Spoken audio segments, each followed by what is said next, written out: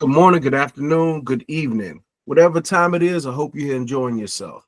So, this is what we got going on. You're here hanging out with Emil, and we're going to be going through the mandate for leadership. We are now on chapter 6, Department of State. Kieran K. Skinner is the author of this.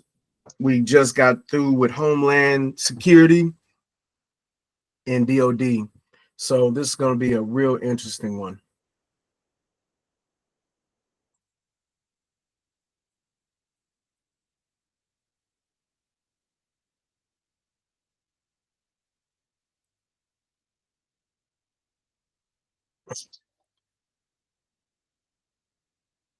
Sixth Department of State Kieran K. Skinner. The U.S. Department of State's mission is to bilaterally, multilaterally, and regionally implement the President's foreign policy priorities, to serve U.S. citizens abroad, and to advance the economic, foreign policy, and national security interests of the United States. Since the U.S. founding, the Department of State has been the American government's designated tool of engagement with foreign governments and peoples throughout the world. Country names, borders, leaders, technology, and people have changed in the more than 2 centuries since the founding, but the basics of diplomacy remain the same. Although the department has also evolved throughout the years, at least in the modern era, there is one significant problem that the next president must address to be successful. There are scores of fine diplomats who serve the president's agenda, often helping to shape and interpret that agenda. At the same time, however, in all administrations, there is a tug of war between presidents and bureaucracies, and that resistance is much starker under conservative presidents, due largely to the fact that large swaths of the State Department's workforce are left-wing and predisposed to disagree with the conservative president's policy agenda and vision. It should not and cannot be this way. The American people need and deserve a diplomatic machine fully focused on the national interest as defined through the election of a president who sets the domestic and international agenda for the nation. The next administration must take swift and decisive steps to reforge the department into a lean and functional diplomatic machine that serves the 172 mandate for leadership, the conservative promise president, and, thereby, the American people. Below is the basic but essential roadmap for achieving these repairs. History and context. Founded in 1789, the Department of State was one of the first cabinet-level agencies in the new American government.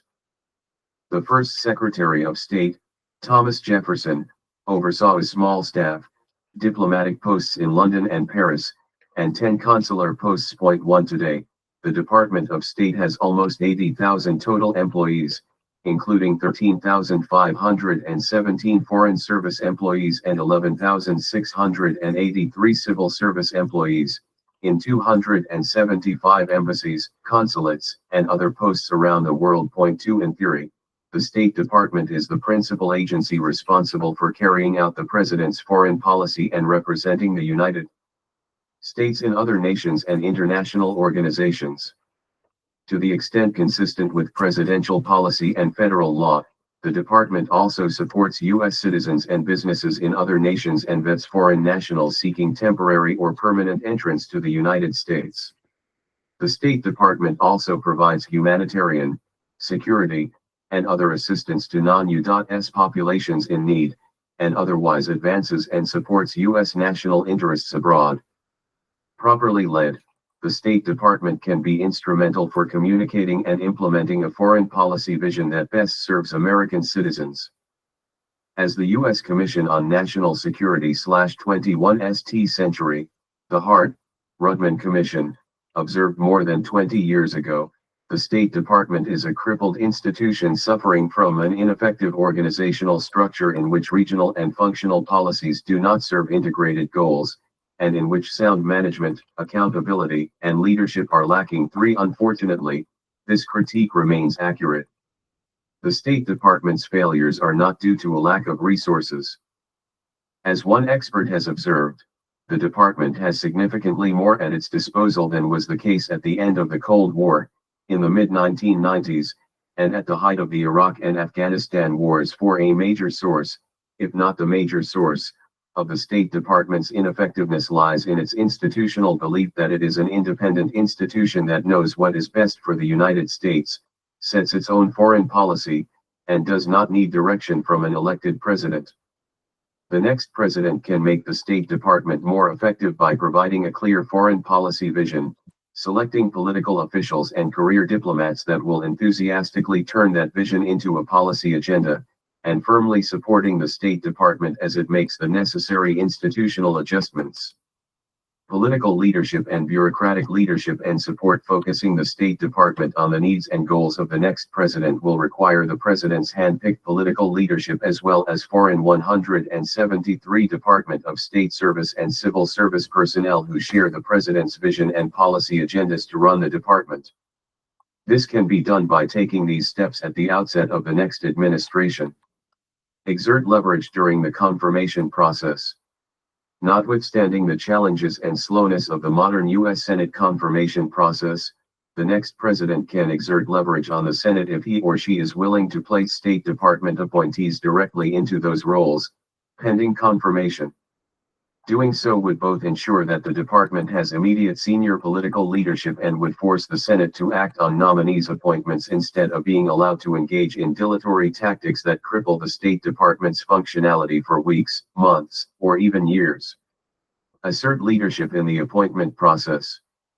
The next administration should assert leadership over, and guidance to, the State Department by placing political appointees in positions that do not require Senate confirmation, including senior advisors, principal deputy assistant secretaries, and deputy assistant secretaries. Given the department's size, the next administration should also increase the number of political appointees to manage it. To the extent possible, all non-confirmed senior appointees should be selected by the President-elect's transition team or the new President's Office of Presidential Personnel, depending on the timing of selection, and be in place the first day of the administration. No one in a leadership position on the morning of January 20 should hold that position at the end of the day. These recommendations do not imply that foreign service and civil service officials should be excluded from key roles. It is hard to imagine a scenario in which they are not immediately relevant to the transition of power. The main suggestion here is that as many political appointees as possible should be in place at the start of a new administration. Support and train political appointees. The Secretary of State should use his or her office and its resources to ensure regular coordination among all political appointees, which should take the form of strategy meetings, trainings, and other events. The Secretary should also take reasonable steps to ensure that the State Department's political appointees are connected to other departments' political appointees, which is critical for cross-agency effectiveness and morale. The Secretary should capitalize on the more experienced political appointees by using them as the foundation for a mentorship program for less experienced political appointees. The interaction of political appointees must be routine and operational rather than incidental or occasional, and it must be treated as a crucial dimension for the next administration's success. Maximize the value of career officials. Career foreign service and civil service personnel can and must be leveraged for their expertise and commitment to the President's mission. Indeed, the State Department has thousands of employees with unparalleled linguistic, cultural, policy, and administrative skills, 174 mandate for leadership, the conservative promise, and large numbers of them have been an enormous resource to the Secretaries of State under which they have served. The Secretary must find a way to make clear to career officials that despite prior history and modes of operation, they need not be adversaries of a conservative President, Secretary of State, or the team of political appointees. Reboot ambassadors worldwide. All ambassadors are required to submit letters of resignation at the start of a new administration. Previous Republican administrations have accepted the resignations of only the political ambassadors and allowed the Foreign Service ambassadors to retain their posts, sometimes for months or years into a new administration. Point 5. The next administration must go further. It should both accept the resignations of all political ambassadors and quickly review and reassess all career ambassadors. This review should commence well before the new administration's first day. Ambassadors in countries where U.S. policy or posture would substantially change under the new administration, as well as any who have evinced hostility toward the incoming administration or its agenda, should be recalled immediately. The priority should be to put in place new ambassadors who support the president's agenda among political appointees, foreign service officers, and civil service personnel, with no predetermined percentage among these categories.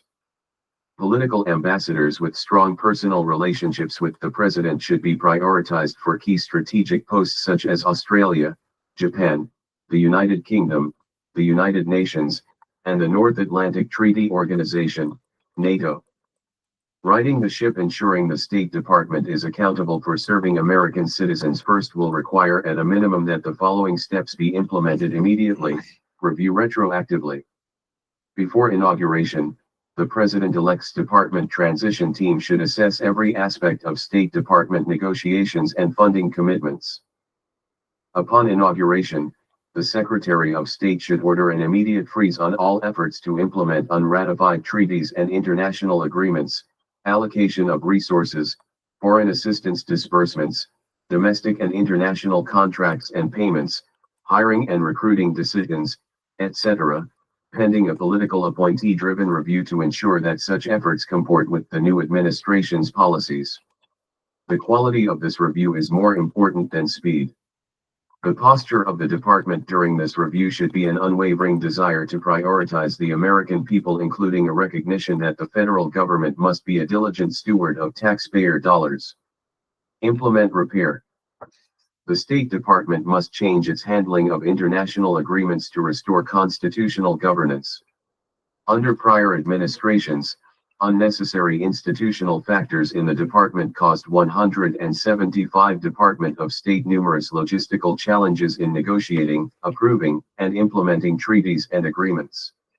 This is particularly true under the Biden administration. For example, under the Biden administration, the State Department was considered sufficiently unreliable in terms of alignment and effectiveness such that its political leadership invoked its Circular 175, C-175, authority to delegate its diplomatic capacity to other agencies such as the Department of Homeland Security.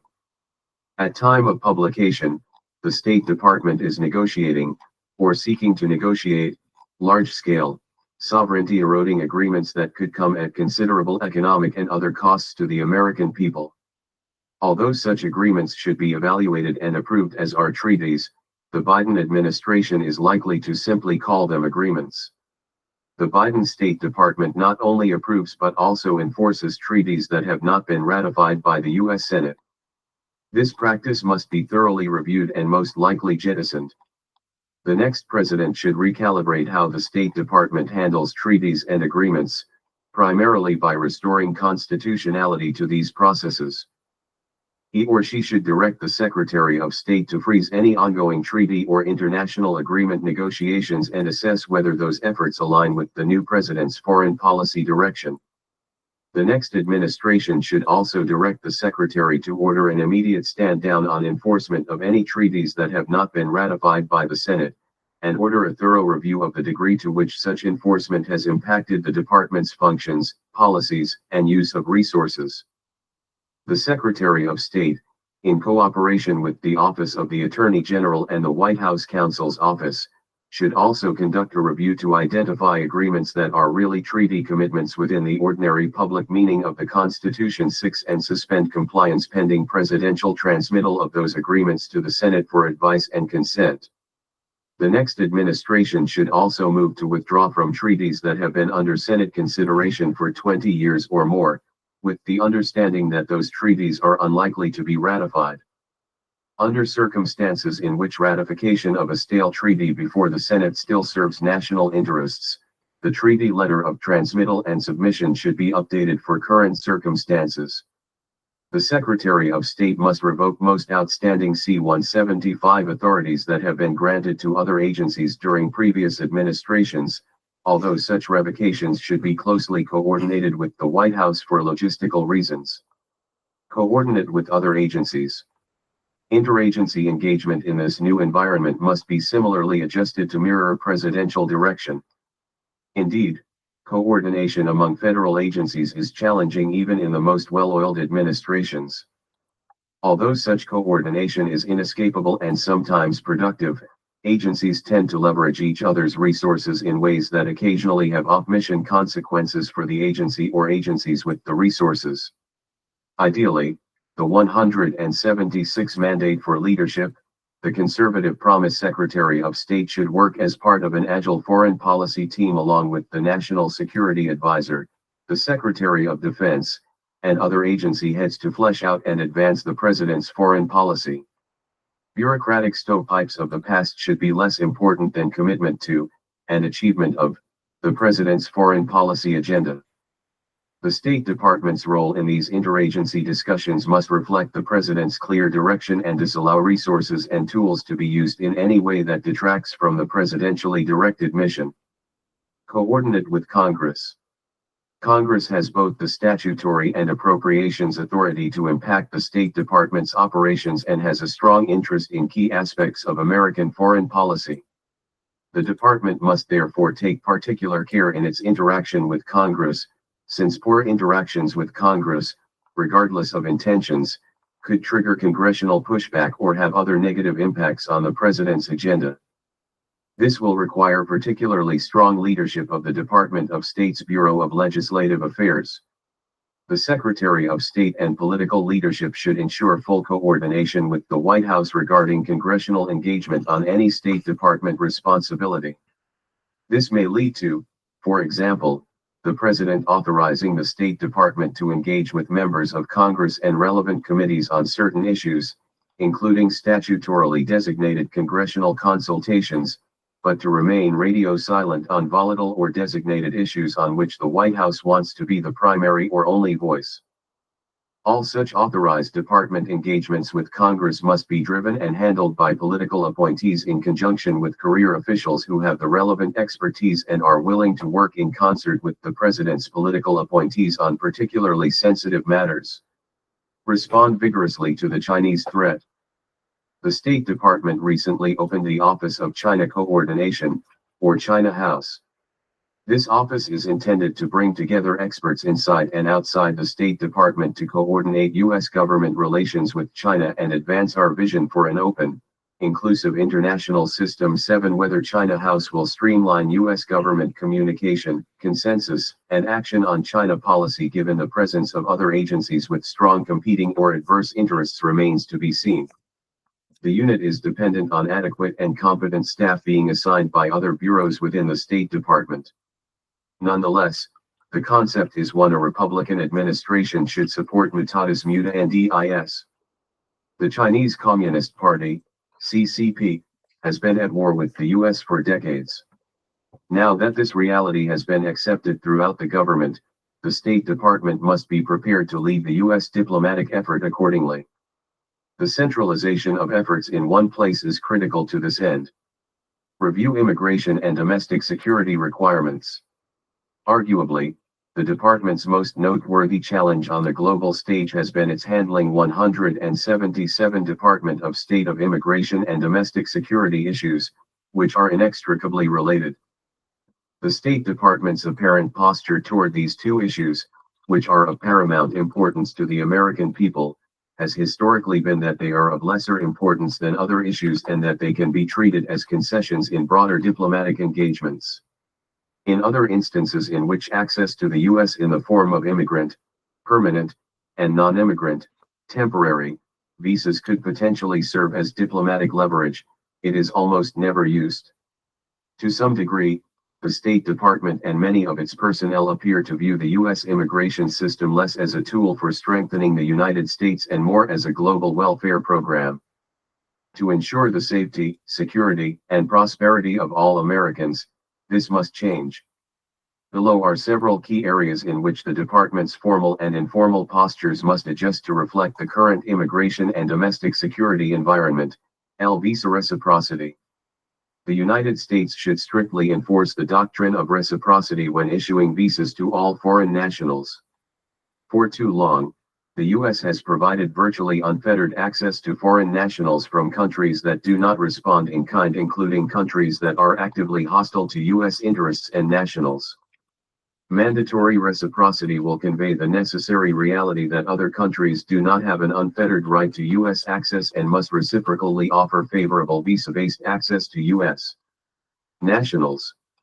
The State Department's reaction time to other countries' changes in visa policies with respect to the U.S. must be streamlined to ensure it can be updated in real time. L. Section 243, D. Visa sanctions. Visa sanctions under Section 243, D. of the Immigration and Nationality Act, INA, 8 enacted into law to motivate countries to accept the return of any nationals who have been ordered removed from the U.S., should be quickly and fully enforced. Recalcitrant countries that do not accept receipt of their returned nationals will risk the suspension of issuance of all immigrant visas, all non-immigrant visas, or all visas. These country-specific sanctions should remain in place until the sanctioned country accepts the return of all its removal pending nationals and formally commits to future, regular acceptance of its nationals. Black-letter implementation of this law will demonstrate a heretofore lacking seriousness to the international community that other nations must respect U.S. immigration laws and work with federal authorities to accept returning nationals or lose access to the United States. L. Right-sizing refugee admissions.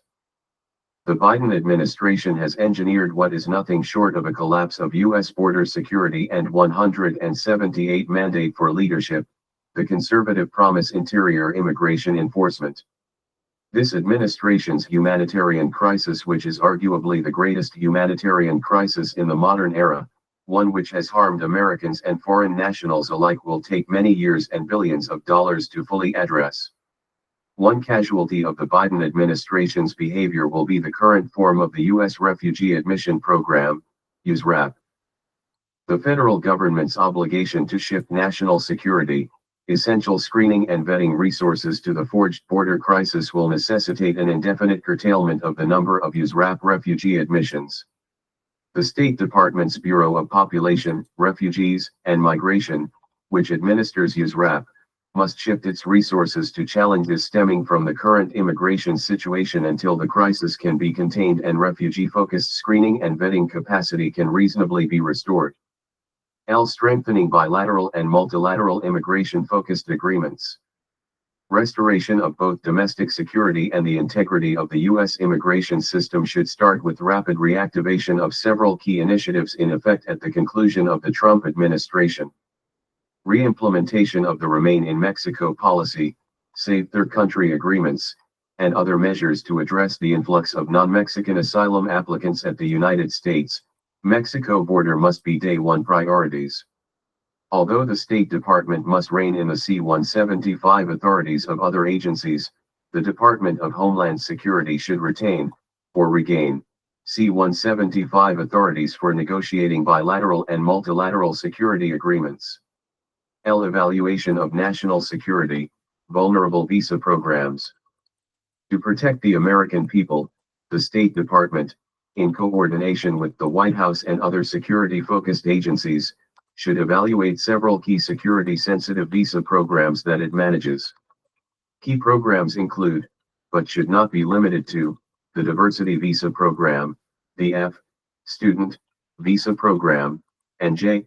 Exchange Visitor Visa Program. The State Department's evaluation must ensure that these programs are not only consistent with White House immigration policy, but also align with its national security obligations and resource limitations. Pivoting abroad personnel and management adjustments are crucial preludes to refocus the State Department's mission, which is implementing the President's foreign policy agenda and, in so doing, ensuring that the interests of American citizens are given 179 Department of State priority.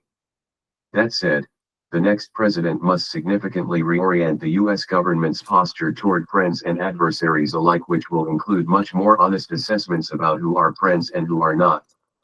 This reorientation could represent the most significant shift in core foreign policy principles and corresponding action since the end of the Cold War. Although not every country or issue area can be discussed in this chapter, below are examples of several areas in which a shift in U.S. foreign policy is not only important, but arguably existential. The point is not to assert that everyone in the evolving conservative movement, or, In some cases, the growing bipartisan consensus will agree with the details of this assessment. Rather, what is presented below demonstrates the urgency of these issues and provides a general roadmap for analysis. In a world on fire, a handful of nations require heightened attention. Some represent existential threats to the safety and security of the American people, others threaten to hurt the U.S. economy, and others are wild cards, whose full threat scope is unknown but nevertheless unsettling. The 5 countries on which the next administration should focus its attention and energy are China, Iran, Venezuela, Russia, and North Korea. The People's Republic of China. The designs of the People's Republic of China, PRC, and the Chinese Communist Party, which runs the PRC, are serious and dangerous. 9 This tyrannical country with a population of more than 1 billion people has the vision, resources, and patience to achieve its objectives. Protecting the United States from the PRC's designs requires an unambiguous offensive-defensive mix, including protecting American citizens and their interests, as well as U.S. allies, from PRC attacks and abuse that undermine U.S. competitiveness, security, and prosperity. The United States must have a cost-imposing strategic response to make Beijing's aggression unaffordable, even as the American economy and U.S. power grow. This stance will require real, sustained, near unprecedented U.S. growth, stronger partnerships, synchronized economic and security policies, and American energy independence. But above all, it will require a very honest perspective about the nature and designs of the PRC as more of a threat than a competitor. 10 The next president should use the State Department and its array of resources to reassess and lead this effort, just as it did during the Cold War.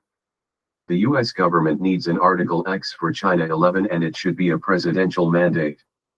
Along with the National Security Council, the State Department should draft an Article X, which should be a deeply philosophical look at the China challenge. Many foreign policy professionals and national leaders, both in government and the private sector, are reluctant to take decisive action regarding China. Many are vested in an unshakable faith in the international system and global norms. They are so enamored with them they cannot brook any criticisms or reforms, let alone 180 mandate for leadership. The conservative promise acknowledge their potential for being abused by the PRC. Others refuse to acknowledge Beijing's malign activities and often pass off criticism as conspiracy theories. For instance, many were quick to dismiss even the possibility that COVID-19 escaped from a Chinese research laboratory. The reality, however, is that the PRC's actions often do sound like conspiracy theories because they are conspiracies. In addition, some knowingly or not parrot the communist line. Global leaders including President Joe Biden have tried to normalize or even laud Chinese behavior. In some cases, these voices, like the global corporate giants BlackRock and Disney, directly benefit from doing business with Beijing. On the other hand, others acknowledge the dangers posed by the PRC, but believe in a moderating approach to accommodate its rise, a policy of compete where we must, but cooperate where we can, including on issues like climate change. This strategy has demonstrably failed.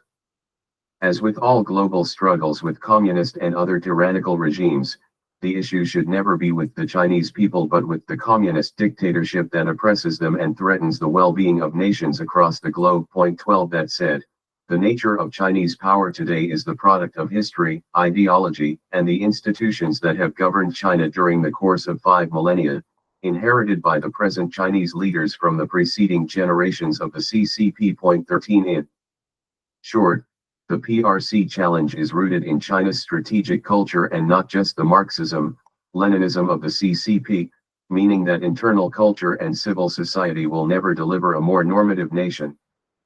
The PRC's aggressive behavior can only be curbed through external pressure. The Islamic Republic of Iran. The ongoing protests in the Islamic Republic of Iran, which are widely viewed as a new revolution, have shown that the Islamic regime, which has been in power since 1979 when Ayatollah Khomeini became the leader, is at its weakest state in its history and is at odds not only with its own people but also its regional neighbors. Iran is home to a proud and ancient culture, yet its people have struggled to achieve democracy and have had to endure a hostile theocratic regime that vehemently opposes freedom. The time may be right to press harder on the Iranian theocracy, support the Iranian people, and take other steps to draw Iran into the community of free and modern nations. Unfortunately, the Obama and Biden administrations have propped up the brutal Islamist theocracy that has hurt the Iranian people and threatened nuclear war. For example, the Obama administration's 2015 Joint Comprehensive Plan of Action, commonly referred to as the Iran nuclear deal, gave the Islamic regime a crucial monetary lifeline after the Green Movement protests in 2009, which, while ultimately unsuccessful, did succeed in weakening the regime and showing the world that younger Iranians want freedom. 181 Department of State. Instead of pressuring the Iranian theocracy to move toward democracy, the Obama administration threw the brutal regime an economic lifeline by giving hundreds of billions of dollars to the Iranian government and providing other sanctions relief. This economic relief did not moderate the regime, but emboldened its brutality, its efforts to expand its nuclear weapons programs, and its support for global terrorism. Former President Obama has admitted his lack of support for the Green Movement during his administration was an error and blamed it on poor advisors, yet those same advisors are involved with the Biden administration's insistence on reducing pressure on the theocracy and resurrecting a nuclear deal. The next administration should neither preserve nor repeat the mistakes of the Obama and Biden administrations. The correct future policy for Iran is one that acknowledges that it is in U.S. national security interests, the Iranian people's human rights interests, and a broader global interest in peace and stability for the Iranian people to have the democratic government they demand. This decision to be free of the country's abusive leaders must of course be made by the Iranian people, but the United States can utilize its own and others' economic and diplomatic tools to ease the path toward a free Iran and a renewed relationship with the Iranian people. The Bolivarian Republic of Venezuela, once a model of democracy and a true U.S. ally, the Bolivarian Republic of Venezuela, has all but collapsed under the communist regimes of the late Hugo Chavez and Nicolas Maduro. In the 24 years since Hugo Chavez was first elected Venezuelan president in 1999, the country has violently cracked down on pro-democracy citizens and organizations, shattered its once oil-rich economy, empowered domestic criminal cartels, and helped fuel a hemispheric refugee crisis. Venezuela has swung from being one of the most prosperous, if not the most prosperous, country in South America to being one of the poorest. Its communist leadership has also drawn closer to some of the United States' greatest international foes, including the PRC and Iran, which have long sought a foothold in the Americas. Indeed, Venezuela serves as a reminder of just how fragile democratic institutions that are not maintained can be. To contain Venezuela's communism and aid international partners, the next administration must take important steps to put Venezuela's communist abusers on notice while making strides to help the Venezuelan people. The next administration must work to unite the hemisphere against this significant but underestimated threat in the southern hemisphere. Russia. One issue today that starkly divides conservatives is the Russia-Ukraine conflict. The common ground seems to be recognition that presidential leadership in 2025 must chart the course. 182 Mandate for leadership. The conservative Promise L1 school of conservative thought holds that as Moscow's illegal war of aggression against Ukraine drags on, Russia presents major challenges to U.S. interests, as well as to peace, stability, and the post-Cold War security order in Europe. This viewpoint argues for continued U.S. involvement, including military aid, economic aid, and the presence of NATO and U.S. troops if necessary. The end goal of the conflict must be the defeat of Russian President Vladimir Putin and a return to pre-invasion border lines. Another school of conservative thought denies that U.S.-Ukrainian support is in the national security interest of America at all. Ukraine is not a member of the NATO alliance and is one of the most corrupt nations in the region. European nations directly affected by the conflict should aid in the defense of Ukraine, but the U.S. should not continue its involvement. This viewpoint desires a swift end to the conflict through a negotiated settlement between Ukraine and Russia. The tension between these competing positions has given rise to a third approach. This conservative viewpoint eschews both isolationism and interventionism. Rather, each foreign policy decision must first ask the question, what is in the interest of the American people? U.S. military engagement must clearly fall within U.S. interests, be fiscally responsible, and protect American freedom, liberty, and sovereignty, all while recognizing Communist China as the greatest threat to U.S. interests. Thus, with respect to Ukraine, continued U.S. involvement must be fully paid for, limited to military aid, while European allies address Ukraine's economic needs, and have a clearly defined national security strategy that does not risk American lives? Regardless of viewpoints, all sides agree that Putin's invasion of Ukraine is unjust and that the Ukrainian people have a right to defend their homeland. Furthermore, the conflict has severely weakened Putin's military strength and provided a boost to NATO unity and its importance to European nations.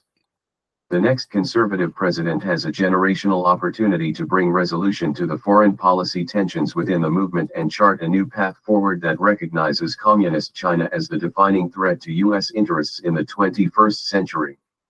The Democratic People's Republic of Korea. Peace and stability in Northeast Asia are vital interests of the United States. The Republic of Korea, South Korea, and Japan are critical allies for ensuring a free and open Indo-Pacific. They are indispensable military, economic, diplomatic, and technology partners. The Democratic People's Republic of Korea, DPRK, or North 183 Department of State Korea, must be deterred from military conflict. The United States cannot permit the DPRK to remain a de facto nuclear power with the capacity to threaten the United States or its allies. This interest is both critical to the defense of the American homeland and the future of global non-proliferation. The DPRK must not be permitted to profit from its blatant violations of international commitments or to threaten other nations with nuclear blackmail. Both interests can only be served if the U.S. disallows the DPRK's rogue regime behavior. Other international engagements. Western Hemisphere. The United States has a vested interest in a relatively united and economically prosperous Western Hemisphere. Nonetheless, the region now has an overwhelming number of socialist or progressive regimes, which are at odds with the freedom and growth-oriented policies of the U.S. and other neighbors and who increasingly pose hemispheric security threats. A new approach is therefore needed, one that simultaneously allows the U.S. to reposture in its best interests and helps regional partners enter a new century of growth and opportunity. The following core policies must be part of this new direction. LA Sovereign Mexico Policy. Mexico is currently a national security disaster. Bluntly stated, Mexico can no longer qualify as a first world nation. It has functionally lost its sovereignty to muscular criminal cartels that effectively run the country. The current dynamic is not good for either U.S. citizens or Mexicans, and the perfect storm created by this cartel state has negative effects that are damaging the entire hemisphere. The next administration must both adopt a posture that calls for a fully sovereign Mexico and take all steps at its disposal to support that result in as rapid a fashion as possible. LA Fentanyl-free frontier. The same cartels that parasitically run Mexico are also working with the PRC to fuel the largest drug crisis in the history of North America. These Mexican cartels are working closely with Chinese fentanyl precursor chemical manufacturers, importing those precursor chemicals into Mexico, manufacturing fentanyl on Mexican soil, and shipping it into the United States and elsewhere. The highly potent narcotic is having an unprecedented lethal impact on the American citizenry. The next administration must leverage its new insistence on a sovereign Mexico and work with other Western Hemisphere partners to halt the fentanyl crisis and put a decisive end to this unprecedented public health threat. 184 Mandate for Leadership. The Conservative Promise. LA Hemisphere-centered approach to industry and energy. The next administration has a golden opportunity to make key economic changes that will not only provide tremendous economic opportunities for Americans but will also serve as an economic boon to the entire Western Hemisphere. First, the United States must do everything possible, with both resources and messaging, to shift global manufacturing and industry from more distant points around the globe, especially from the increasingly hostile and human rights abusing PRC, to Central and South American countries. Rehemisphering manufacturing and industry closer to home will not only eliminate some of the more recent supply chain issues that damaged the U.S. economy but will also represent a significant economic improvement for parts of the Americas in need of growth and stabilization. Similarly, the United States must work with Mexico, Canada, and other countries to develop a hemisphere-focused energy policy that will reduce reliance on distant and manipulable sources of fossil fuels, restore the free flow of energy among the hemisphere's largest producers, and work together to increase energy production, including for nations that are looking for dramatic economic expansion. A local approach to security threats. Western Hemisphere nations, including those in the Caribbean, arguably have stronger cultural and historical ties to the United States than most other countries and regions in the world. Yet Central and South America are moving rapidly into the sphere of anti-American, external state actors, including the PRC, Iran, and Russia. Specific countries in the Americas, such as Venezuela, Colombia, Guyana, and Ecuador, are either increasingly regional security threats in their own rights or are vulnerable to hostile extracontinental powers. The U.S. has an opportunity to lead these democratic neighbors to fight against the external pressure of threats from abroad and address local regional security concerns. This leadership and collaboration must span all tools at the disposal of U.S. allies and partners, including security-focused cooperation. Middle East and North Africa. The next administration must re-engage with Middle Eastern and North African nations and not abandon the region. Without U.S. leadership, the region may tumble further into chaos or fall prey to American adversaries. This recommendation requires a multidimensional strategy. 185 Department of State. First, the U.S. must prevent Iran from acquiring nuclear technology and delivery capabilities and more broadly block Iranian ambitions. This means, inter alia, reinstituting and expanding Trump administration sanctions, providing security assistance for regional partners, supporting, through public diplomacy and otherwise, freedom-seeking Iranian people in their revolt against the mullahs, and ensuring Israel has both the military means and the political support and flexibility to take what it deems to be appropriate measures to defend itself against the Iranian regime and its regional proxies Hamas, Hezbollah, and Palestinian Islamic Jihad. Second, the next administration should build on the Trump administration's diplomatic successes by encouraging other Arab states, including Saudi Arabia, to enter the Abraham Accords. Related policies should include reversing, as appropriate, the Biden administration's degradation of the long-standing partnership with Saudi Arabia. The Palestinian Authority should be defunded. A further key priority is keeping Turkey in the Western fold and a NATO ally. This includes a vigorous outreach to Turkey to dissuade it from hedging toward Russia or China, which is likely to require a rethinking of U.S. support for YPG/PKK People's Protection Unit/Kurdistan Workers' Party Kurdish forces, which Ankara believes are an existential threat to its security. For the foreseeable future and much longer than one new administration, Middle Eastern oil will play a key role in the world economy. Therefore, the U.S. must continue to support its allies and compete with its economic adversaries, including China. Relations with Saudi Arabia should be strengthened in a way that seriously curtails Chinese influence in Riyadh. Third, it is in the U.S. national interest to build a Middle East security pact that includes Israel, Egypt, the Gulf states, and potentially India, as a second Quad arrangement. Protecting freedom of navigation in the Gulf and in the Red Sea/Suez Canal is vital to the world economy and therefore to U.S. prosperity as well. In North Africa, security cooperation with European allies, especially France, will be vital to limit growing Islamist threats and the incursion of Russian influence through positionings of the Wagner Group. The U.S. cannot neglect a concern for human rights and minority rights, which must be balanced with strategic and security considerations. Special attention must be paid to challenges of religious freedom, especially the status of Middle Eastern Christians and other religious minorities, as well as the human trafficking endemic to the region. 186 Mandate for Leadership. The conservative promise Sub-Saharan Africa. Africa's importance to U.S. foreign policy and strategic interests is rising and will only continue to grow. Its explosive population growth, large reserves of industry-dependent minerals, proximity to key maritime shipping routes, and its collective diplomatic power ensure the continent's global importance. Yet as Africa's strategic significance has grown, the U.S.'s relative influence there has declined. Terrorist activity on the continent has increased, while America's competitors are making significant gains for their own national interests. The PRC's companies dominate the African supply chain for certain minerals critical to emerging technologies.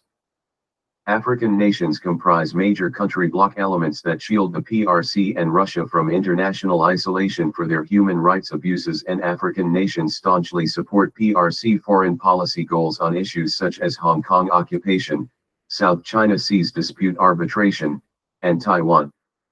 The new administration can correct this strategic failing of existing policy by prioritizing Africa and by undertaking fundamental changes in how the United States works with African nations. At a bare minimum, the next administration should shift strategic focus from assistance to growth. Reorient the focus of U.S. overseas development assistance away from standalone humanitarian development aid and toward fostering free market systems in African countries by incentivizing and facilitating U.S. private sector engagement in these countries. Development aid alone does little to develop countries and can fuel corruption and violent conflict. While the United States should always be willing to offer emergency and humanitarian relief, both U.S. and African long-term interests are better served by a free market-based, private growth-focused strategy to Africa's economic challenges. Counter malign Chinese activity on the continent. This should include the development of powerful public diplomacy efforts to counter Chinese influence campaigns with commitments to freedom of speech and the free flow of information, the creation of a template digital hygiene program that African countries can access to sanitize and protect their sensitive communications networks from espionage by the PRC and other hostile actors, the recognition of Somaliland's statehood as a hedge against the U.S.'s deteriorating position in Djibouti, and a focus on supporting American companies involved in industries important to U.S. national interests or that have a competitive advantage in Africa. Counter the furtherance of terrorism. African country-based terrorist groups like Boko Haram may currently lack the capability to attack the 187 Department of State United States, but at least some of them would eventually try if allowed to consolidate their operations and plan such attacks. The immediate threat they pose lies in their abilities and willingness to strike American targets in their regions of operation or to harm U.S. interests in other ways. The U.S. should support capable African military and security operations through the State Department and other federal agencies responsible for granting foreign military education, training, and security assistance. Build a coalition of the cooperative. Rather than thinning limited federal resources by spreading funds across all countries, including some that are unsupportive or even hostile to the United States, the next administration should focus on those countries with which the U.S. can expect a mutually beneficial relationship. After being designated focus countries by the State Department, such nations should receive a full suite of American engagement. That said, the next administration should still maintain a baseline level of contact even with those countries with which it has less than fruitful relationships in order to encourage positive developments and to be in position to seize unexpected diplomatic opportunities as they arise. Focus on core diplomatic activities, and stop promoting policies birthed in the American culture wars. African nations are particularly, and reasonably, non-receptive to the U.S. social policies such as abortion and pro-LGBT initiatives being imposed on them. The United States should focus on core security, economic, and human rights engagement with African partners and reject the promotion of divisive policies that hurt the deepening of shared goals between the U.S. and its African partners. Europe-American foreign policy has long benefited from cooperation with the countries of Europe, generally, the EU, and any conservative administration should build on this resource. Yet the transatlantic relationship is complex, with security, trade, and political dimensions. First, the Europe, Eurasia, and Russia region is made up of relatively wealthy and technologically advanced societies that should be expected to bear a fair share of both security needs and global security architecture. The United States cannot be expected to provide a defense umbrella for countries unwilling to contribute appropriately. At stake after 2024 will be examining the status of the Wales pledge of 2% of gross domestic product toward defense by NATO members.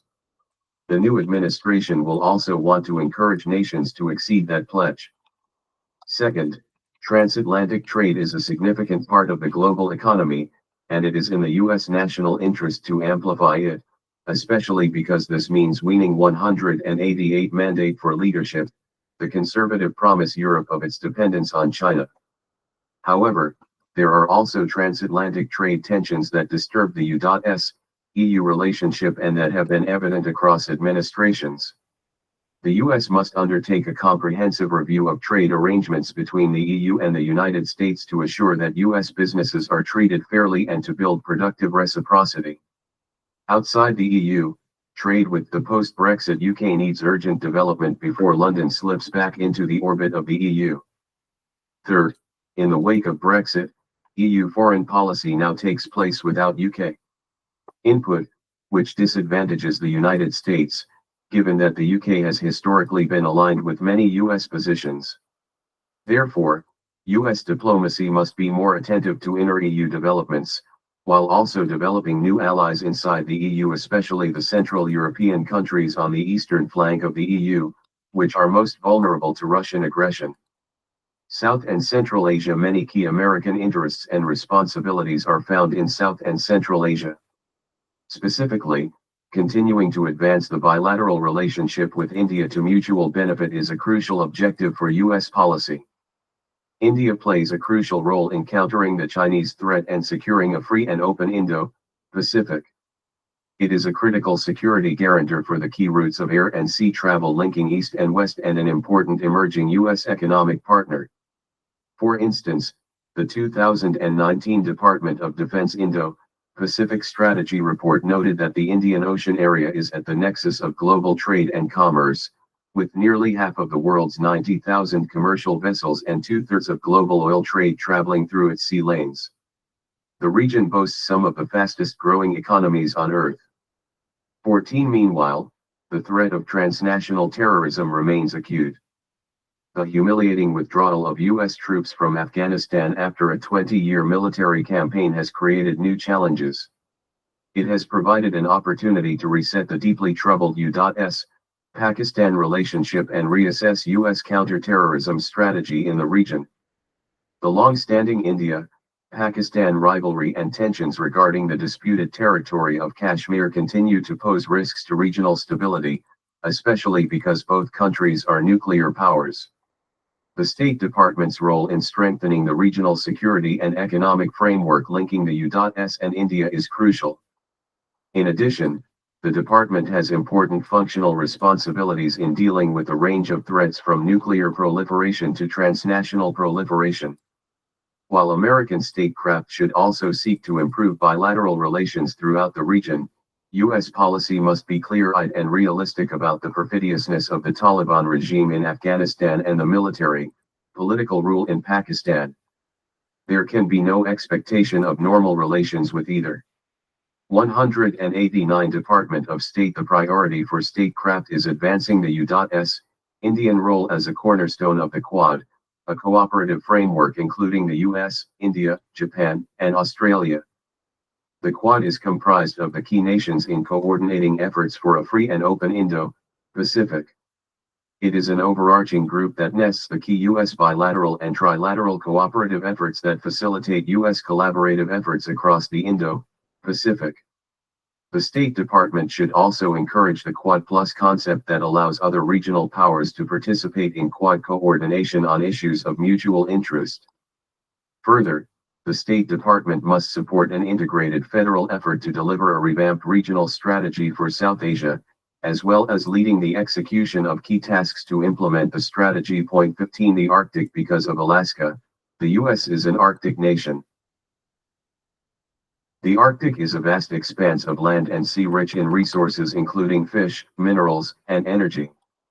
For example, the region is estimated to contain 90 million barrels of oil and 1/4 of the world's undiscovered natural gas reserves. Point 16. The Arctic is lightly populated.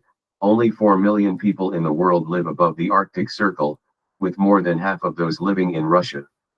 Only around 68,000 people in Alaska live above the Arctic Circle. Point 17. However, the sheer immensity of the Alaskan Arctic means its population density is less than 1 person per square mile. Point 18. The United States has several strong interests in the Arctic region.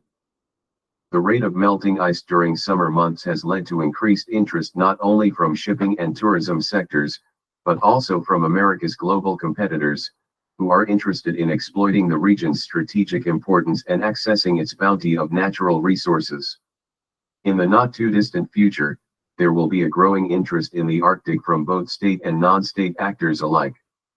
China has been open about its interest in the region, primarily as a highway for trade but also for its rich natural resources. While the PRC's increasing intervention in Arctic affairs is a bit strained because it does not have an Arctic coastline, Russia does, and Russia has made no secret of its view that the Arctic is vital for economic and military reasons. Russia has invested heavily in new and refurbished Arctic bases and cold weather equipment and capabilities. The North Star of U.S. Arctic policy should remain national sovereignty, safeguarded through robust capabilities as well as through diplomatic, economic, and legal attentiveness. The next administration should embrace the view that NATO must acknowledge that it is, in part, an Arctic alliance. With the likely accession of Finland and Sweden to NATO, every Arctic nation except for Russia will be a NATO member state. NATO has been slow to appreciate that the Arctic is a theater that it must defend, especially considering Russia's brazen aggression against Ukraine. NATO must develop and implement an Arctic strategy that recognizes the importance of 190 mandate for leadership, the conservative promise the region, and ensures that Russian use of Arctic waters and resources does not exceed a reasonable footprint.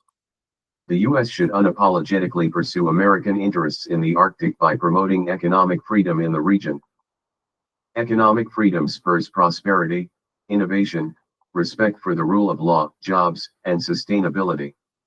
Most important, economic freedom can help to keep the Arctic stable and secure. The U.S. should work to ensure that shipping lanes in the Arctic remain available to all global commercial traffic and free of onerous fees and burdensome administrative, regulatory, and military requirements.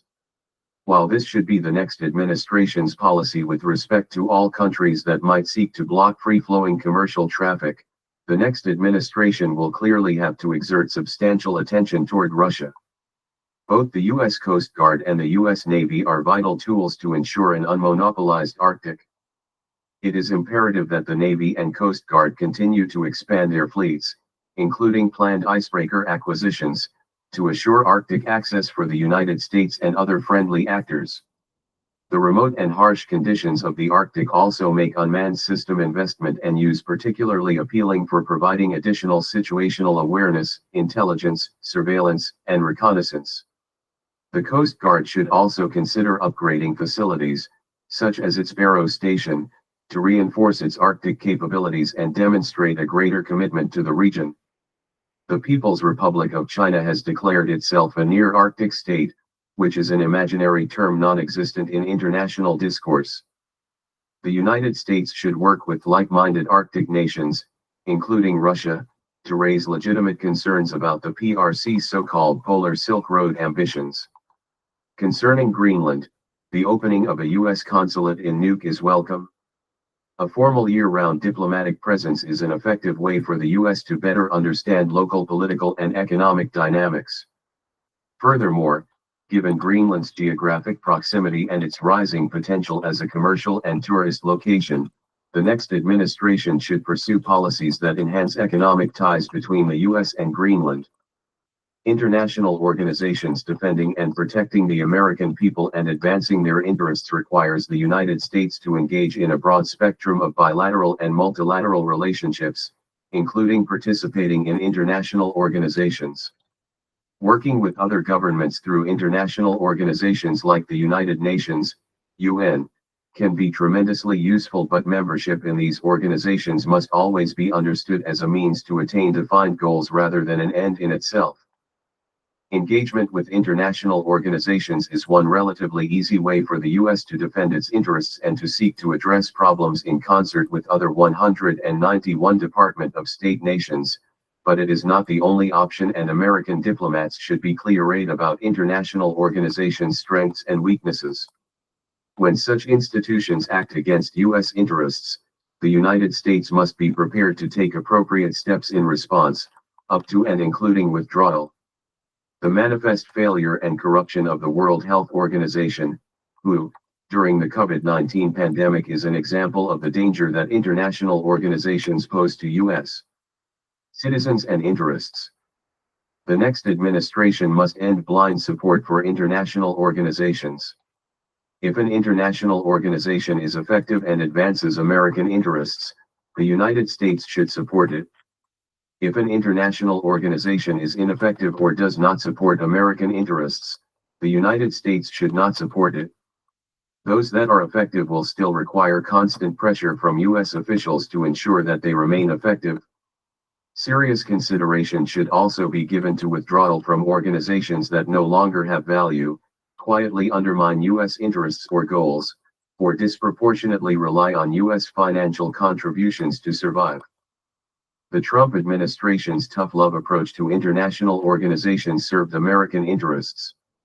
For example, the Trump administration withdrew from, or terminated funding for, the United Nations Human Rights Council, the United Nations Educational, Scientific, and Cultural Organization, the United Nations Relief and Works Agency, and the WHO. The results were redeployment of taxpayer dollars to better uses and other organizations getting the message that the United States will not allow itself and its money to be used to undermine its own interests. The Biden administration reversed many of these decisions. Currently, U.S. funding for international organizations is more than $16 billion in fiscal year 2021, a sharp increase from $10.8 billion in fiscal year 2000, and 15.19 millions of American taxpayer dollars go to support policies and initiatives that hurt the United States and American citizens. The next administration should direct the Secretary of State to initiate a comprehensive cost-benefit analysis of U.S. participation in all international organizations.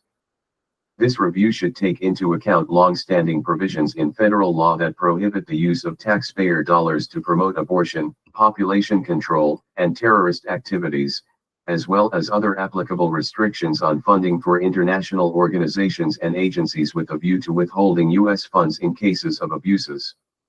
International organizations should not be used to promote radical social policies as if they were human rights priorities. Doing so undermines actual human rights and weakens U.S. credibility abroad. The next administration should use its voice, influence, votes, and funding in international organizations to promote authentic human rights and respect for sovereignty based on the binding 192 mandate for leadership, the conservative promise international obligations contained in treaties that have been constitutionally ratified by the U.S. government.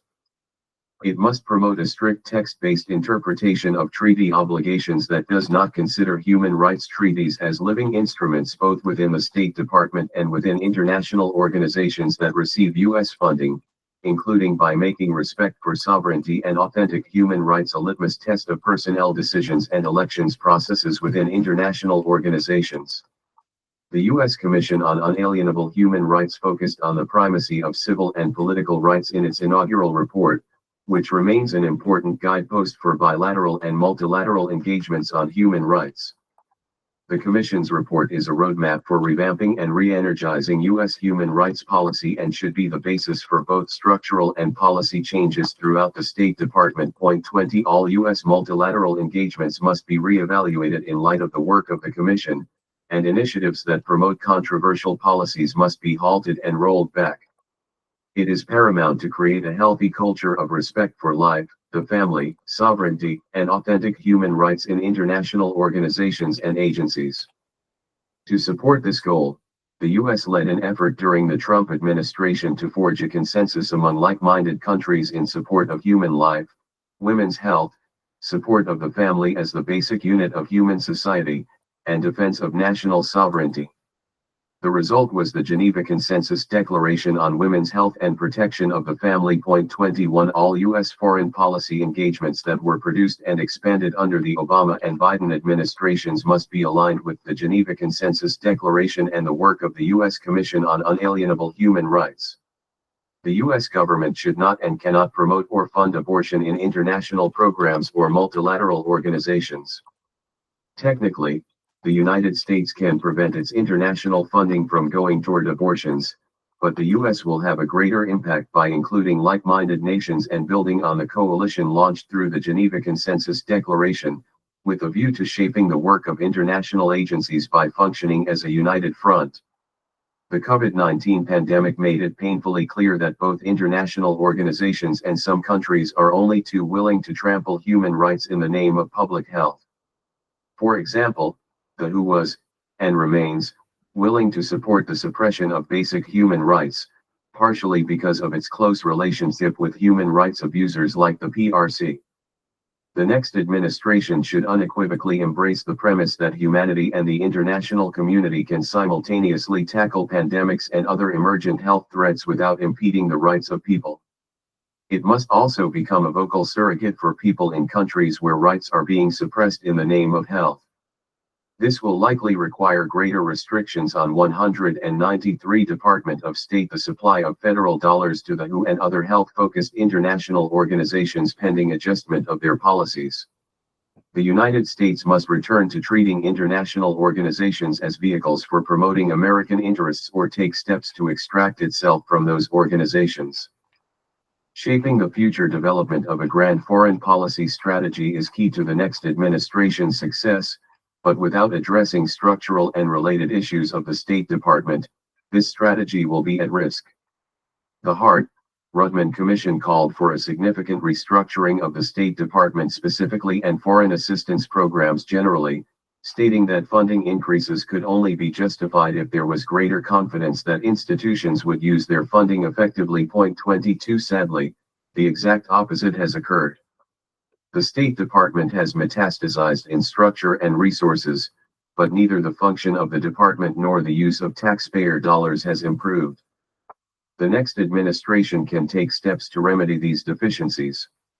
The State Department's greatest problem is certainly not an absence of resources. As noted, the department boasts tens of thousands of employees and billions of dollars of funding, including significant amounts of discretionary funding. It also exists among a broader array of federal agencies that are duplicative, particularly when it comes to the provision of direct and indirect foreign assistance. Realistically, meaningful reform of the State Department will require significant streamlining. Below are some key structural and operational recommendations that will be essential for the next administration's success, and which will lay crucial foundations for other necessary reforms. Develop a reorganization strategy. Despite periodic attempts by previous administrations, including the Trump administration, to make more than cosmetic changes to the State Department, its structure has remained largely unchanged since the 20th century. 23 The State Department will better serve future administrations, regardless of party, if it were to be meaningfully streamlined. The next administration should develop a complete hypothetical reorganization of the department, one which would tighten accountability to political leadership, reduce overhead, eliminate redundancy, waste fewer taxpayer resources, and recommend additional personnel-related changes for improvement of function. Such reorganization could be creative, but also carefully review specific structure-related problems that have been documented over the years. This reorganization effort would necessarily assess what office closures 194 mandate for leadership, the conservative promise can be carried out with and without congressional approval. Timelines for action on these fronts should be developed accordingly, but speed should be a priority. Consolidate foreign assistance authorities. Foreign assistance is a critical foreign policy tool that is too often disconnected from the federal government's practice of foreign policy. Bureaucrats spend significant energy resisting the use of non-emergency foreign assistance to leverage positive results for the United States, even though it is a perfectly reasonable proposition. The coordination of foreign assistance dollars is also difficult because the foreign assistance budget and foreign loan issuance authorities are divided across numerous cabinet departments, smaller agencies, and other offices. The next administration should take steps to ensure that future foreign assistance clearly and unambiguously supports the president's foreign policy agenda. For example, the next administrator of the U.S. Agency for International Development, which is technically subordinate to the State Department, should be authorized to take on the additional role of Director of Foreign Assistance with the rank of Deputy Secretary and oversee all foreign assistance. This role, which existed briefly during the George W. Bush administration before it was eliminated by the Obama administration, would empower the dual-hat official to better align and coordinate with the manifold foreign assistance programs across the federal government. The next administration should also evaluate whether these multiple sources of foreign assistance are in the national interest and, if not, develop a plan to consolidate foreign assistance authorities. Make public diplomacy and international broadcasting serve American interests. A key part of U.S. foreign policy is the ability to communicate with not only governments but with the peoples of the world. Indeed, in some ways, communicating directly with the public is more important than communicating with governments, particularly in times of governmental conflict or disagreement. Public diplomacy has historically been, and remains, vital to American foreign policy success. Unfortunately, U.S. public diplomacy, which largely relies on taxpayer-funded international broadcasting outlets, has been deeply ineffective in recent years. The U.S. government's first foray into international broadcasting started with the Voice of America radio broadcast in 1942, which was intended as 195 Department of State, a tool to communicate directly with the people of Europe during World War II. During the next half-century, America's international broadcasting efforts both expanded and increased in sophistication as the United States shifted out of its hot war in Europe and into the Cold War with the Soviet Union. U.S. international broadcasting prowess, and the confident willingness to communicate the correctness of American ideals in the face of global resistance, arguably hit its peak near the conclusion of the Cold War in the late 1980s. Since the fall of the Berlin Wall in 1989 and the subsequent collapse of Soviet and Eastern Bloc communism, factors including the false appeal of a so-called peace dividend triggered a slide in the U.S. ability to communicate a pro-freedom message to the rest of the world and in its commitment to do so. Ironically, this slide accompanied the rise of the Internet and mobile phone technologies, which arguably facilitated the most significant revolution in human communication since the invention of the printing press. The United States must reassert its public diplomacy obligations by restoring its international broadcasting infrastructure as part of the broader U.S. foreign policy framework, consolidating broadcasting resources and recommitting to people-focused and pro-freedom messaging and content. Engage in cyber diplomacy. Cyberspace has become an arena for competition between the U.S. and nations that seek and export digital authoritarianism. Cyberspace protection is critical to national security and deserving of commensurate diplomatic resources. Defined as the use of diplomatic tools to address issues arising in and through cyberspace, cyber diplomacy is a key part of the U.S. government's toolkit for preventing and addressing cyber threats. Point 24. The model for cyberspace that the U.S. espouses is based on democracy and freedom of information. It is an open, interoperable, secure, reliable, market-drive domain that reflects democratic values and protects privacy. 25. Russia and China, meanwhile, are authoritarian regimes that use the internet to limit public opposition and control information. They have created technological tools to enforce dominance over their peoples, and at the UN and international organizations dealing with cyberspace, they strive to push standards that assist their totalitarian efforts and undermine Western nations. 196 Mandate for leadership. The conservative promise simultaneously, Russia, China, and lesser adversaries exploit the more open networks of countries like the US to undermine democracy through disinformation and propaganda. They have attempted to influence US elections, enabled or encouraged actors to exploit cyber vulnerabilities to commit theft of real or intellectual property, and have challenged US governmental, military, and critical infrastructure networks with targeted malware. In short, the cyberspace era has gradually evolved from one of exploration, innovation, and cooperation to one that retains these features but is also marked by aggressive competition and persistent threats. To meet this reality, the State Department must move beyond its traditional model of attempting to establish non-binding, informal world standards of acceptable cyberspace behavior. The State Department should work with allies to establish a clear framework of enforceable norms for actions in cyberspace, moving beyond the voluntary norms of the United Nations Group of Governmental Experts. Point 26. The State Department should also assist the Department of Defense to go on offense against adversaries. Deterrence as a strategic approach has not stemmed the onslaught of cyber aggression below the level of armed conflict. 27. The traditional U.S. defensive approach based on deterrence followed by reaction to crossed red lines is no longer effective. Adversaries can evade this strategy through multiple tactical lines of action below the level of armed conflict, and such actions have a cumulative strategic effect. The State Department's role should be to work with allies and engage with adversaries when necessary to draw clear lines of unacceptable conduct. Global financial infrastructure, nuclear controls, and public health are particularly important areas in which consensus may even be found across ideological lines.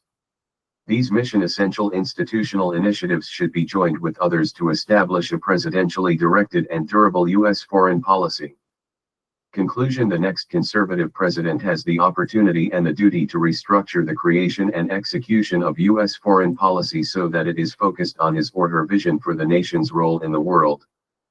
The policy ideas and reform recommendations outlined in this chapter provide guidance about how the State Department can contribute to this objective.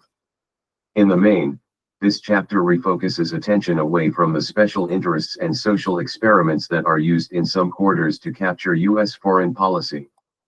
197 Department of State. The ideas and recommendations herein are premised on the belief that a rigorous adherence to the national interest is the most enduring foundation for U.S. grand strategy in the 21st century. Authors note: thanks to the entire State Department chapter team, the leaders and staff of the 2025 Presidential Transition Project, and my colleagues at the Heritage Foundation's Davis Center. In particular, I would like to acknowledge the following colleagues: Russell Berman, Sarah Calves, James Carafano, Spencer Cratian, Wesley Coopersmith, Paul Dans, Stephen Groves, Simon Hankinson, Joseph Humeyer, Michael Pillsbury, Max Primorak, Reed Rubenstein, Brett Schaefer, Jeff Smith, Hillary Tanoff, Aaron Walsh, and John Sadrozny. All right. That was a mouthful, right? So let's go ahead and talk about it. Let's talk about it. So let's not just worry about what we quote unquote can't change. Let's worry about what we can do. So Current Project 2025, safeguarding U.S. diplomacy, democracy, and global stability. All right, let's go ahead and so brief introductory. Brief overview of Project 2025's foreign policy agenda. The purpose to evaluate risk and develop strategy countermeasures. So throughout this chapter, what you heard was the foreign policies that we have and the fact that, good or bad is the people who are implementing them. All right. So what is Project 2025? Project 2025, if you do not know, is a conservative blueprint for transforming U.S. government and foreign policy. It emphasizes on presidential control, rollback of multilateralism, and ideologically realignment. So a lot of ideas, we're just trying to realign it and trying to really centralize all the power to the president, circumventing the power from the Senate, the Congress, and any other agency.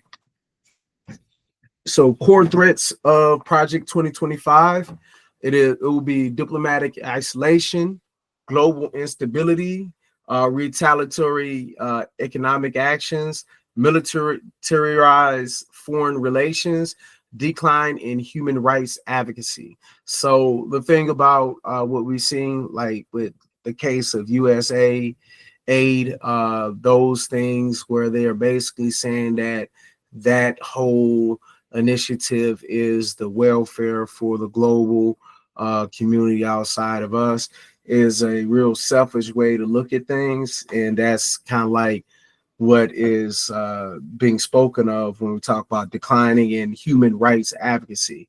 It's like you don't really stop Ebola from spreading because you care for the person. You stop Ebola from spreading because you don't want to catch Ebola. So let's go ahead and move on. The biggest thing is we don't want to be by ourselves. We need our friends.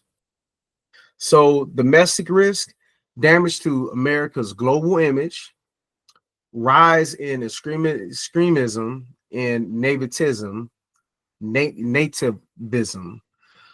reduce checks and balances in foreign policy, uh, politicization of the state of department. All right, the State Department. So there's just a lot of things going on. Our image right now, when you look at the way people are perceiving America, Greenland don't like us for good reason. Canada, Mexico, these are supposed to be our closest allies in times of great global disasters and fear. Those are supposed to be the people we rely on, but instead we are pushing them away. The rise of extremism and nativism, the nativism meaning that we're trying to just stay to ourselves and not go out anywhere. And the extremism, there's a lot of people with the bunkers and a lot of people with a lot of artillery waiting to go off. And it's a lot of people, January 6th, who I'm referring to, that have a bunch of felonies and still trying to do crazy stuff. And the checks and balances, whenever they talk about fraud, waste, and abuse, it's mostly them doing the fraud and it's most of them doing abuse, and they're definitely wasting our money and our resources. And then as far as politicizing the position of State Department, yeah, that's happening. When you talk about all the ICE and all the people getting kicked out, the way they're getting kicked out of our country, yeah.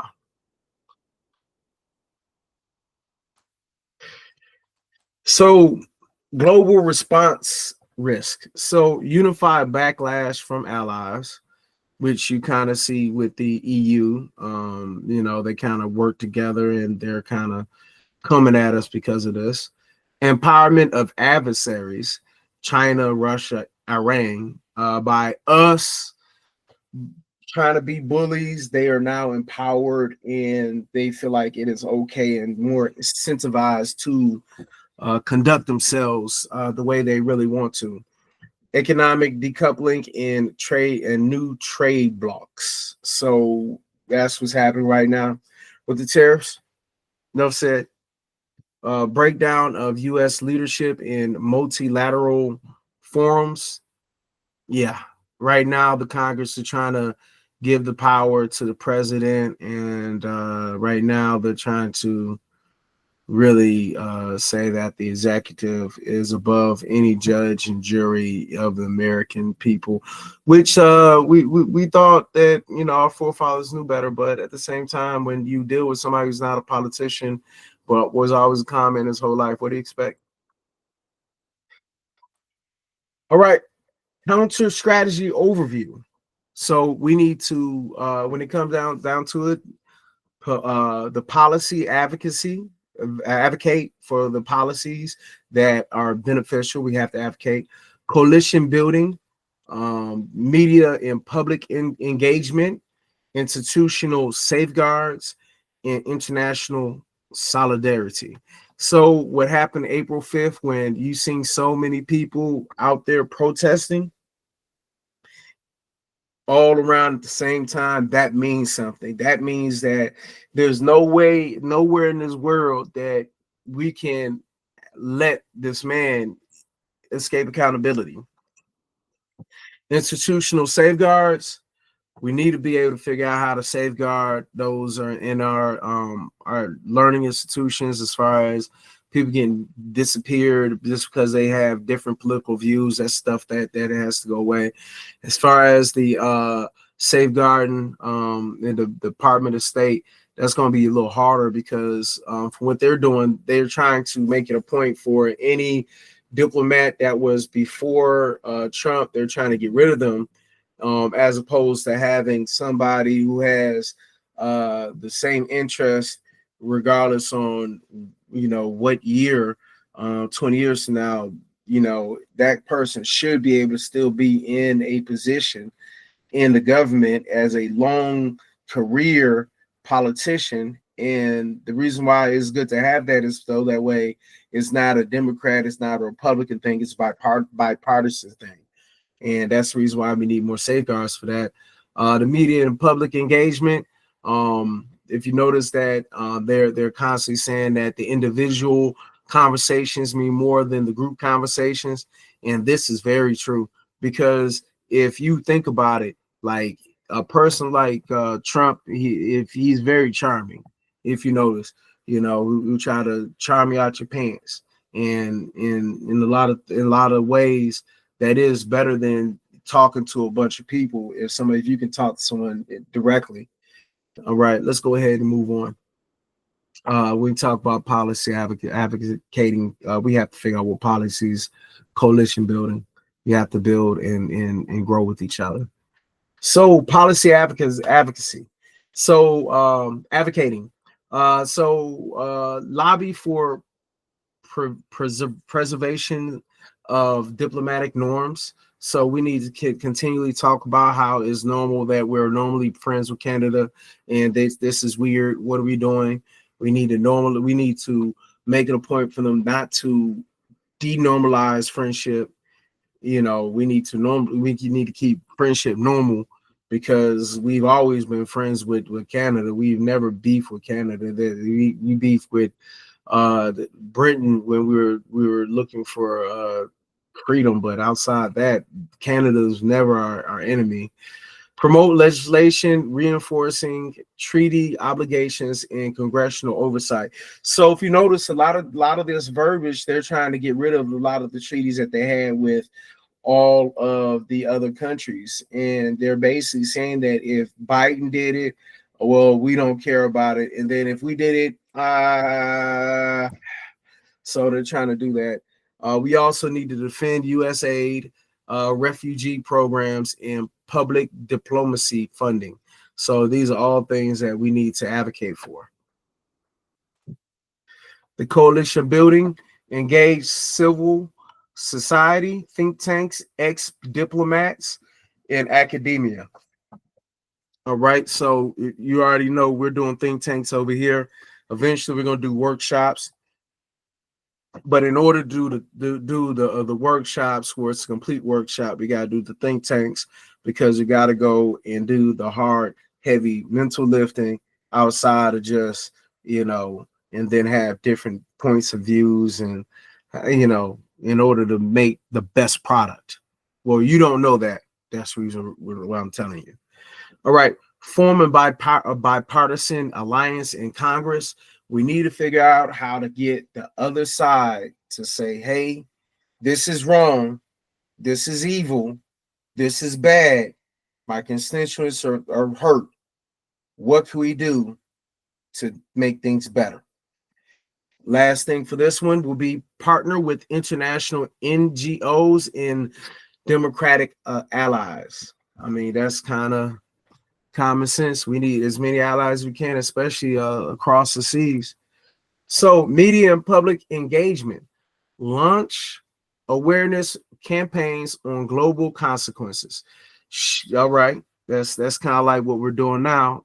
If I'm hoping that people are that is kind of like what was done during April 5th. And that's kind of like what we need to continually do. And we need to continually talk about what will be the ramifications if we are to ignore the other countries. Just like the mandate said, they made true statements that there are countries that have nuclear weapons that can potentially get to us and harm us. So when we talk about this global consequences, yes, if America decides to say, let's go ahead and blow it up, and other countries do that, those are consequences. Share human stories affected by rollback policies. So what we need to do during these times of being out, we need to start asking why. I know when I was out with the march, I was kind of tired after, and I didn't really have the energy or strength to be asking too many questions. Besides having a deep conversation with a group of uh I would say my elders, and it was about four of them having a great dialogue when it come down to just the political climate that we're in right now. Very knowledgeable people. I met them before that day, I believe, but that was, you know, when you go to a bunch of places, you do run across some familiar faces. So the last thing will be use social media, documentaries, podcasts to reach younger demographics.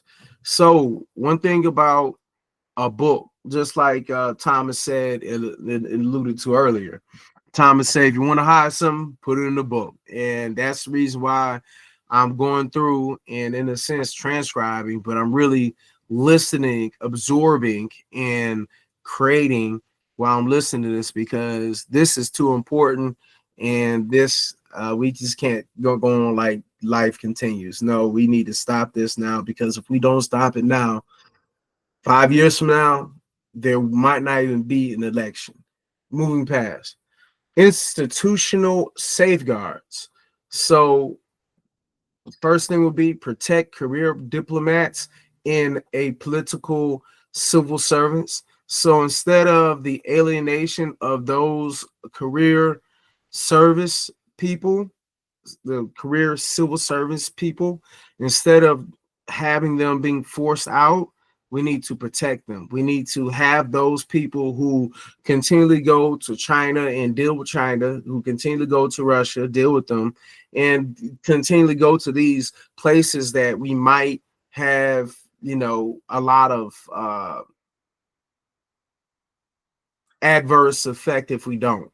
I mentioned those two because those are the main heavy hitters that we have to have some kind of uh, visual verification that they ain't coming over here trying to knock us out yet. But at the same time, you never know. All right, so next one, support whistleblower protections. So this is something that happens if someone goes tell and all of a sudden that person's not liked. They got mud on their face. A lot of times, if you are the person who's telling it, no one likes you. At the same time, if you're telling it to help everyone, shoot, hey, what people doing right now, no one liking. So if you like America, you might need to be blowing some whistles here and there. And we need to have some kind of protection for them, because right now, if the lower list is really taking care of what they think they need to take care of, it's going to be harder and harder for the next up and coming people trying to make it in the government. Government jobs are not always the best paid jobs. So I'm just saying we need to protect them. Last but not least, when the talk about institutional safeguards, strengthen internal accountability mechanisms in State Department. All right. We need to strengthen the internal accountability. All right. The mechanisms inside. So that's kind of like, even the mandate kind of said some stuff about strengthening this and that. But we need to find a way to keep it in count. So that way, when everything's done, prison time may be for illegal activities as far as wrongfully imprisoning people. All right, so international solidarity. The next thing will be reinforce multilateral commitments. the UN, NATO, WTO, and WHO. Obvious reasons, the more resources, the more we communicate with the other side on whatever, we can see some things coming. Like COVID, if we weren't, and if we had a better reaction and our people, thing that people don't think about is COVID happened during Trump. If COVID happened during Biden or Obama, it might not even never happened. But that's neither nor here nor there. So the next one is deepen ties with democratic nations. I mean, that's kind of obvious, you know. Create joint democracy initiatives to counter authoritarianism. So I'm hearing a lot of stuff down the line, a lot of whispers, a lot of talks. Talking about April 20th, that's when some crazy stuff may happen, martial law, that type stuff, and insurrection acts and things of that nature. I'm not the type to fearmonger, but I am the type to get ready and protect myself. And what I'm saying is, when you deal with somebody who's so craved and starving for world domination, and I say world domination because right now he's the most powerful person in the world. I mean, if he wants to say, let's go this and do that, and he can. And then he don't care what he leaves when he's done. That's scary. So, call to action.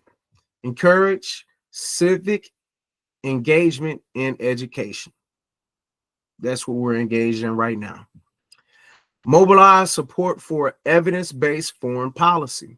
So, if you are interested in our allies, is maybe best for us to start researching the foreign policies in the past that actually worked.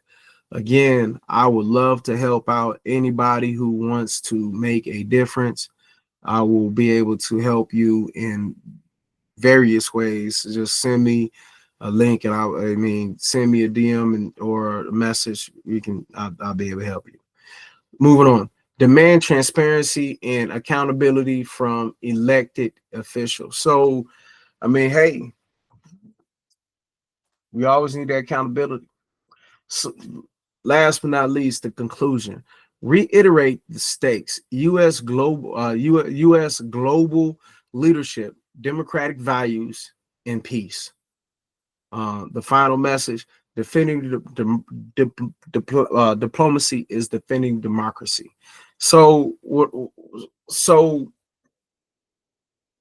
at this point, I would ask if there's any questions. At the same time, we know that this is a recording. So what I like y'all to do is to really think about what the world will be is if we were to be by ourselves, and if then I'd like you to think about if all the other countries decided to gang up on us because we decided to go with Trump's plan. Because if let's say that we didn't do hands off and we was not so verbally and everyone wasn't talking about how they're so against this coup, if we weren't doing that and we were all complicit, because there's a lot of complicit people, a lot, and you can tell whenever you start talking and then all of a sudden the person kind of gets all like quiet, like, and like, yeah, man, I'm judging you because if you don't do nothing, things gonna be serious happening. But at the same time, you gotta understand who you deal with and hands up. So continually educate others. Don't be overly aggressive because you don't know all the times their heart and their purity. Because sometimes you don't want to give the wrong person information. They could use it against you. So if you showed up April 5th, 2025, appreciate you if you showed up and did your thing, did some marching, wherever you was at, it was worldwide. Tesla takedown every Saturday. Find the nearest Tesla dealership near you and go ahead and bring up your sign. And whatever your sign is, raise it up. whatever your sign is. All right. Outside Tesla takedown, the resistance lab. Go ahead, make it a point to locate and figure out how to sign up on Resistance Lab. Food for Democracy. This will be posted on Food for Democracy. I hope that you understand what we're trying to do here. And if you do like what you see and hear, and you're trying to be a part of what we got going on, we do have some think tanks that's going to happen. April 21st to April 23rd, we have an education workshop that's going to be the DOE and Trump's war on education. That's going to be April 21st to April 23rd. This will be a the history of the DOE, current DOE, and the mandate that Trump has for it. All right. And then we're going to get into some discussions, and we're going to get into how we could stop certain things from happening and what we can do to advocate for a better education for our youth. So that is the plan. I hope that you are really trying to learn more and deep dive and to read the text yourself, and do not allow others to pair it and then give it to you. And that's the best way to get stuff, is for you to hear it yourself, to read it yourself, and to know that, well, that sounds good, but with that said, like, comment, share, subscribe. Have a great day, evening, night. Many blessings. Our next chapter,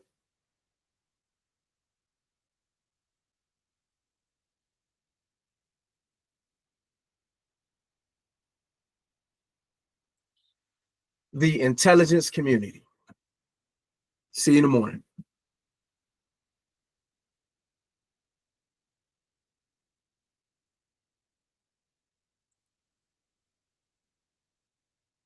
For democracy.